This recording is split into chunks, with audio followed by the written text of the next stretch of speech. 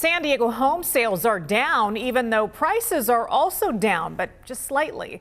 Water rates in the city of San Diego are going up. We've been covering that story for you, but now Oceanside might be next. Oceanside's water rates could climb 6% in 2024 and then another 6% in 2025. Well, despite huge protests, the San Diego City Council approved that big hike in our water bills, followed by North Carolina, South Carolina, and Tennessee. At the very bottom of the list was California. Check out this listing for a home. This is in San Jose, California. It's 6 bedrooms, 3.5 bathrooms, 2,700 square feet. There's a swimming pool. You might say, well, it's kind of a fixer-upper. This house also includes an inactive meth lab. That's right. The listing says the home has an inactive meth lab and meth contamination, and it will be transferred to the new owner in the current condition. San Diego County's home prices are climbing at the fastest rate in the nation. This is according to new data just released by an S&P CoreLogic survey. Other changes in the settlement mean the commissions paid to agents will no longer be listed on the multiple listing service. Also, in order to tour a home, a potential buyer will be required to have a written agreement with their agent. A new study shows that out of 589 U.S. counties, 80% of them are considered unaffordable. Real estate analytics firm Adam authored this study.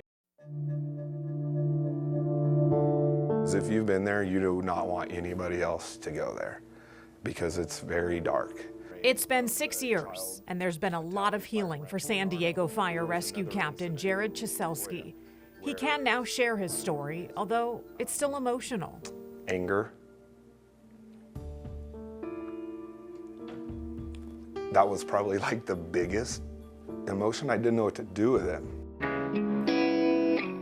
Captain Chiselski has been a firefighter for almost 3 decades, and over the years, he's seen a lot. Sometimes the days are rewarding, others are exhausting.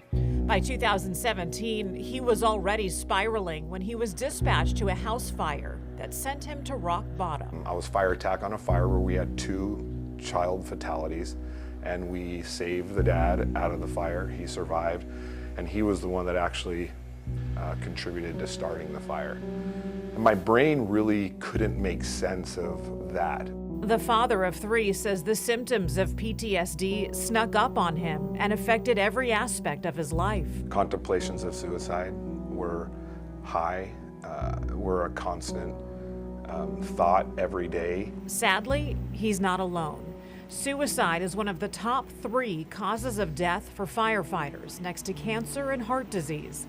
Battalion Chief David Piccone says there have been 4 firefighter suicides in San Diego County in the past few years. And across the country, 62 thus far this year, 94 the year before that, 110 before that, 132 the year before that, 148, 130, 121, 127. And those are just the reported suicides. It's estimated there are many more. Piccone is the health and safety officer for the department. He says in recent years, the need for mental health resources has been so urgent that the department and the unions came up with a comprehensive support plan. Now there is immediate help for any firefighter or staff member. We have 70 peer support team members, which are people from the department that have received training of all different, from firefighters to lifeguards to dispatchers. We have peer supporters in all those areas. Firefighters are also given access to the department's updated health and safety app. With a quick swipe on their phones, they can reach 17 chaplains, as well as dozens of counselors who are specially trained to work with first responders. The therapists understand the lingo and the daily stresses these men and women face. It's all confidential, and if someone is in severe distress, the department now has contracted with inpatient treatment facilities. Now, if somebody called me right now to say, hey, I'm ready, I need to go in, we can have them in a bed in 2 hours. Captain Chiselski says after years of therapy, times of solitude, fresh air, and constant physical exercise, he's healing. He's now one of the department's peer supporters, and he's also started a weekly support group for first responders across the county. He's publicly sharing his personal journey to inspire others to get help. I've done some public speaking and I've shared that story in the past, and I've had immediate response from people in the audience come up to me after and say, I'm right there where you were. What do I need to do?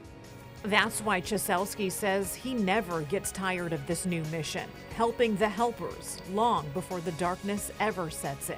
Health and safety has really helped us gather these tools and have put them in place so that all we have to do as firefighters and employees is just reach out and use them and practice them so that when we are in those dark moments, we know right where to go. Heather Myers, CBS 8.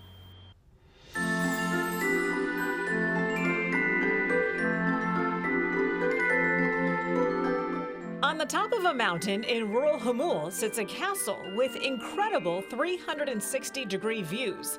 There's a medieval portcullis gate at the front. It drops down to keep intruders out, yet there is almost nothing and no one around for miles. Hello there. Welcome to Laminate Castle. Realtor Patty Resch is the listing agent. She opened up not one giant 750-pound wooden door, but two. We have a bar, obviously a suit of armor, a few swords, and there's Jack. Jack is the man seen in these portraits that still hang on the inside walls. Jack Laminack owned this castle. In fact, we're told that he built it, including cutting and laying 11,000 stones with the help of just one worker over the course of 8 years. His dream from the time he was 10 was to build this exact castle. Exactly. He had drafted it in elementary school when he was 10. And so this is what he built. Jack lived here with his wife. This large fireplace is the source of heat, and there is no air conditioning system. Only soldered steel windows, and only a few of them open. The decor is eclectic, from the weaponry to the gargoyles. Here's the primary bedroom. This bed had to be welded together inside this room in order for it to fit. This was to duplicate a bed from one of the kings a long time ago in Germany. I understand it's just a two-bedroom It castle, is. which is interesting too. Yeah. How many square feet? It's almost 3,800. On the other side of this closet is the bathroom. It's all medieval style with stonework leading up these stairs and then down into the shower, which, as you can see, is fit for a king.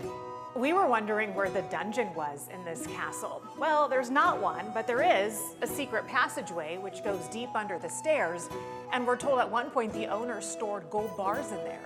Then up these stone stairs is the main living area. And here we are in the kitchen. Built back in the 90s, the kitchen does have a gas stove and views out these small windows. The cabinets, counters, appliances, and large furniture were all placed upstairs using these giant hooks and a pulley system to hoist them up. So we unlatch, open it up, and we get to go up the spiral staircase to the princess suite. The narrow spiral staircase takes you up to the princess suite, the room Jack's wife called her own. It has a window that opens and allows you to very carefully crawl out onto the roof to check out amazing views. On a clear day, you can see all the way out to the Pacific Ocean. The asking price for this castle and the land, a royal $1.25 million.